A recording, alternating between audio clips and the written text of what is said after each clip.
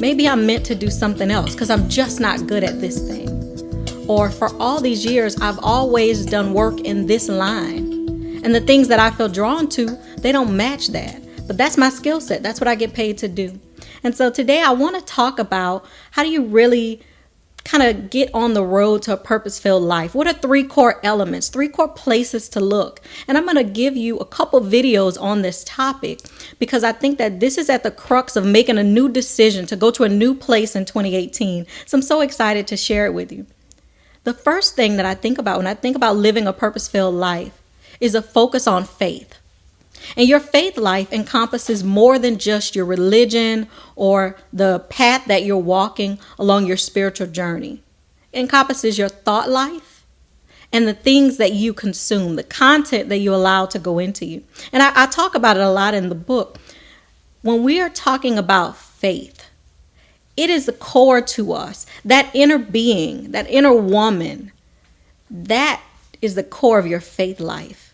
And so if you're sitting in a ministry where you're not growing, you're not hearing things that feed you, that lift you up, not just motivate you and make you feel good for the moment, but things that build you up to walk a journey toward your purpose, that's going to hurt that faith life, because the purpose journey is not going to be without its problems and challenges. There are going to be some hazards on the road and some detours that you'll face. And so if you're not in a faith-filled environment, it's going to hurt your ability to see the end before the beginning, to visualize yourself having something greater, that thing that it is that's drawing you to a certain road. That thing is meant for you. That's my core belief, is that you're not attracted to certain things for no reason. It's meant for you.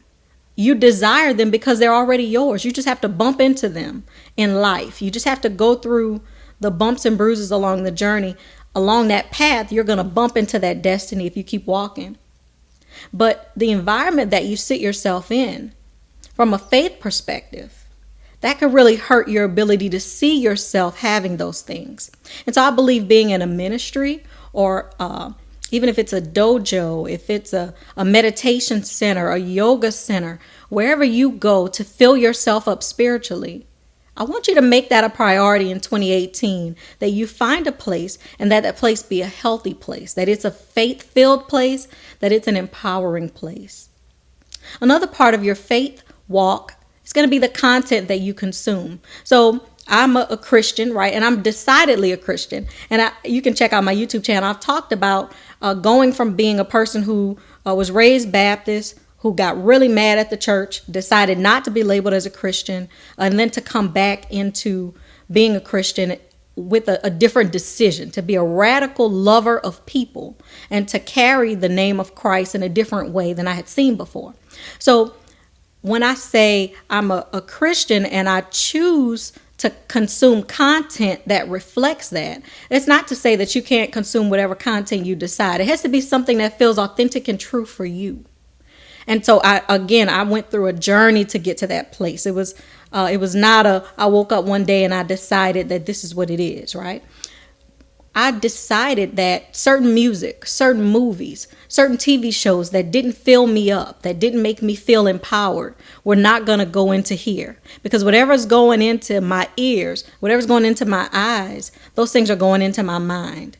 And those are the situations that you begin to see playing out in your day-to-day life. So you have to be very careful. And sometimes it could be things that you enjoy. You know, there's certainly some comedy movies that I might laugh at, but they don't feel good. And so tapping into, what does that feel like?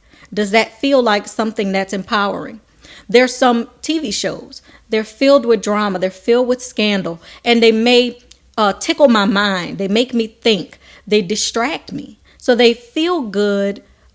Or it feels good to watch. It's entertaining to watch, but it doesn't feel good in my gut, right? So pay attention to that, because along this faith journey, there are going to be moments where you'll feel depleted, where you'll feel like you've given your all and you just need to rest for a second.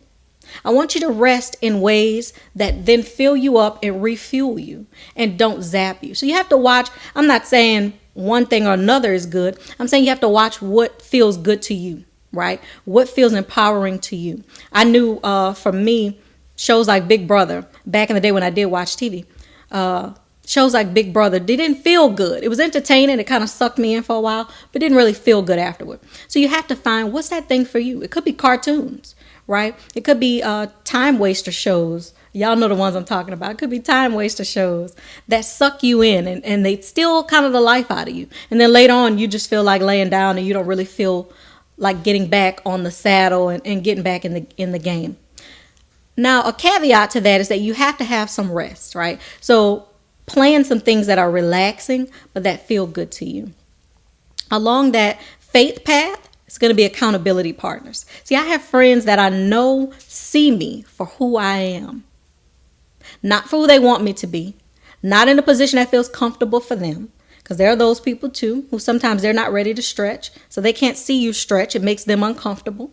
But people who see me for who I really am, they see the purpose that's in me, they see the passion that drives me, and they push me toward that. So on days when I'm like, listen, I quit. We're going to drive this thing over the bridge and it's over. I'm not doing this anymore. Obviously, I'm not cut out for this. It's not working out. Anytime I'm speaking against the purpose that's inside of me, I have certain friends that hold me accountable to guess what? This is who you were created to be. You got to get back in the game. I'm going to let you vent for a second, but the pity party is over, like my mom always says. And so a part of that faith walk is going to be the people who stretch your faith, the people who see you for who you are and hold you accountable to that, because this thing is not easy. A second core element to a purpose-filled life is family. And oftentimes we get so busy in the grind that we forget who we're grinding for. And that's unfair to them, but guess what? It's unfair to you too. Because that purpose that calls you deep inside of you, it's not for you to serve the world and then not serve the people who are closest to you, the people who hold you up, the people who are there for you when no one else is. So I want you to prioritize them in 2018. And I know that that's a work of mine. Like, unfortunately, when you're in public service and you love people and you want to serve people, you can sometimes stress yourself completely out to the point where you come home and you don't want to talk to your own child, where you come home and you're like, nobody else called my name right now. Guess what? At the end of the day, was it worth it? If you depleted yourself and you don't have space for the people who are closest to you, I don't think so. So you want to carve out some time for family. Now, I have a free weekly intention calendar. If you shoot me your email to thepurposefilledwoman@gmail.com, I'll shoot you back an email with my intention calendar, where I believe if you just plot out, when am I going to date my husband? When am I take my son on dates? When I'm going to have special days just for my baby? Right now we're looking forward to Sunday because the weather's been really bad. He really wants snowballs. So I found a restaurant that has snowballs and we're going to go have snowballs inside because snowball stands aren't open. It's okay to carve out those moments. What I think is not okay is to say, I'm too busy feeding you to hang out with you. It's not okay to say, I'm too tired. I'm working too hard. If you're working too hard, that means you're not meditating. That means you haven't slowed down enough to hear from yourself and say, hey, guess what? You need a break. And there's nothing like blowing bubbles outside with your kid or hanging out with your sister that's going to give you that break. Getting a pedicure. I have a friend who she's like, I'll sacrifice a haircut for a pedicure because the pedicure relaxes me. It recharges me. So seek after those opportunities to be with your family, even if it's a family of choice. Sometimes there are parts of our biological family that we don't identify with. And so we have to schedule time with the friends around us that feel more like family. So it may not be your biological family. It could be a family of choice. But I want you to prioritize them. I want you to be intentional.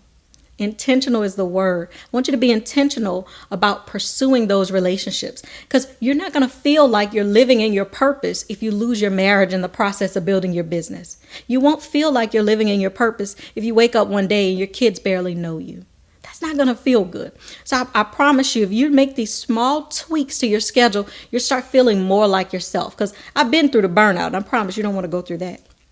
And then the last core element of a purpose-filled life is finances. See, oftentimes, if you're like me, you're not an emotional eater, you're an emotional shopper. Shoes feel better, right? I sometimes will forego lunch to buy shoes. But the intention for my money is to build a legacy. And if I don't start on that legacy today, it's not promised I'm going to wake up with it tomorrow, right? It's not going to drop in my lap. God didn't rain a manna down from heaven. We have to make good decisions.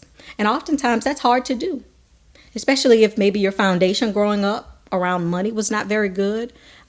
If maybe your parents were teenagers and they just didn't know to tell you certain things about saving, about investing, about strategy for your money. That's okay. You can start today being intentional. You can say, what is the purpose for my finances?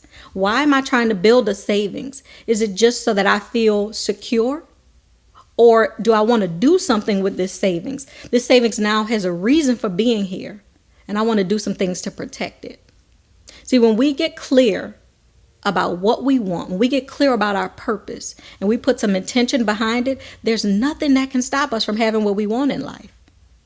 And so if it's the finances enough to build a sports complex for young people, you can draw that to you. You can attract the situation to produce that. But you got to become intentional about your finances today, to put yourself in the position credit-wise and savings-wise and habit-wise, because money habits are going to dictate what you have later on, not just your desire to have the thing. It starts with desire, but then the action, because you set that intention, you're going to take action that puts you on the road to have those things.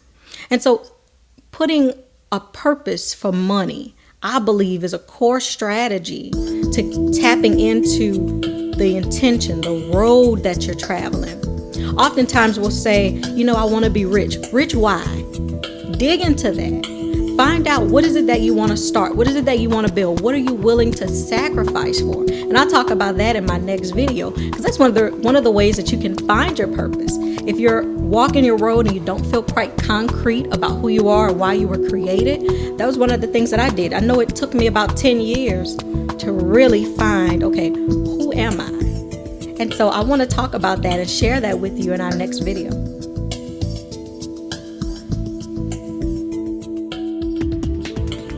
Thank you for listening to the Purpose-Filled Woman podcast. Subscribe today so you never miss an episode.